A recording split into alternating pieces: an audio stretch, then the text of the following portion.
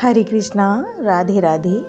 हम सभी साधक वैदेही की आत्मकथा श्रवण कर रहे हैं। भाग 148 गतांग से आगे। मैं वैदेही। प्रयागराज से पुष्पक विमान चला। मेरे श्री राम ने संकल्प किया, नंदीग्राम अयोध्या में विमान उतरेगा। मंद गति से विमान उड़ रहा था। मेरा मन अत्यंत प्रसन्न था। स्मित हास्य मेरे श्री राम के मुखारविंद में स्पष्ट दिखाई दे रहा था। वो सोच रहे थे भैया भरत के बारे में। हाँ, वो भैया के बारे में ही सोच रहे थे। तभी पीछे से विभीषण जी बोल उठे। बहन त्रिजटा ने एक बार मुड़कर देखा। वो भी बोल उठी, बुआ मैंने जब पीछे मुड़कर देखा तो एक अत्यंत सुंदरी सांवली वस्त्र तपस्विनी के कुछ गैरिक रंग लिया हुआ, जटाएं बड़ी बड़ी थीं, पर उनका जूड़ा ही बना लिया था और उसमें मालाएं बांध ली थीं।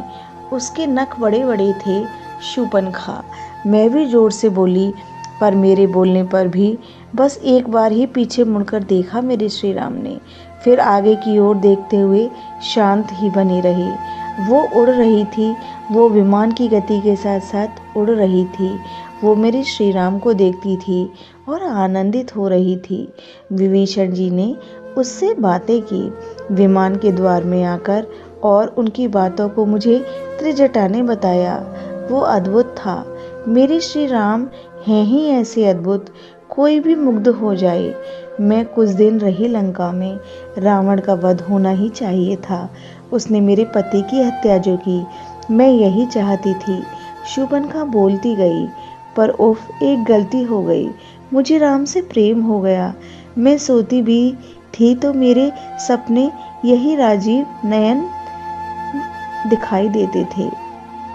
भैया विभीषण, आपको पता ही है मैं बचपन से ही जिद्दी थी। जिद के कारण ही तो मैंने विद्युत जिव्या से विवाह किया था। मेरा भाई रावण तो मुझे मारना चाहता था, मुझे मना कर रहा था, पर मेरी भी जिद थी। फिर तुम कहाँ गई बहन? तुमने क्या किया फिर? तुम तो लंका से चली गई थी। विभीषण जी ने कई प्रश्न किए। भैया, मैं फिर राम को पाने के लिए मचल उठी। मुझे राम ही चाहिए, पर राम को पाना इतना सरल कहाँ है। मुझे महर्षि परशुराम ने बताया वो भगवान विष्णु के अवतार हैं। तो क्या मैं राम को नहीं पा सकती? क्यों नहीं पा सकती? तप बहुत बड़ी चीज़ है। तप करो, और अगर जिद ही है तो अनंत काल तक करती रहो। तप का फल तो भगवान देते ही हैं, मुझे महर्षि ने समझाया। भैया, मैं चली गई तप करने, पर कुछ ही समय बाद मुझे ऐसा आभास होने लगा कि रावण मारा गया है और राम सपत्नीक अयोध्या लौट रहे हैं। मेरा हृदय कहाँ मानने वाला था। मैं राम को देखना चाहती थी, बस मैंने देख लिया। आहा, कितने सुंदर है मेरे राम। उसने आहा भरी। अब क्या करोगी? विभीषण जी ने विमान में से ही बैठे बैठे पूछा था। अब मैं जा रही हूँ फिर तप करने। मुझे सीता के स्थान पर बैठना है, चाहे कितने भी जन्म लेने पड़े, चाहे कितने भी युग बीत जाएं, पर मैं राम को पाऊंगी। ये मेरी जिद है भैया।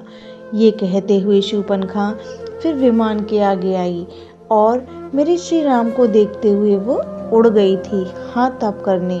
जिद्दी है मेरी बुआ राम प्रिया, धीरे से बोली थी त्रिजटा। मैं हंसी राम के रूप में तो सीता ही रहेगी। हाँ, आगे के अवतार की। मैं इतना कहकर चुप हो गई थी। इसी शूर्पणखा ने तप करके कृष्ण अवतार में कुब्जा के रूप में कृष्ण को पाया। ये देखो मेरी अयोध्या। मेरे श्री राम एक बालक की भांति उछल रहे थे। फिर सबको दिखाने लगे, ये है मेरी पतित पावनी सरजू। इसके कोई दर्शन भी करता है तो वह पवित्र हो जाता है।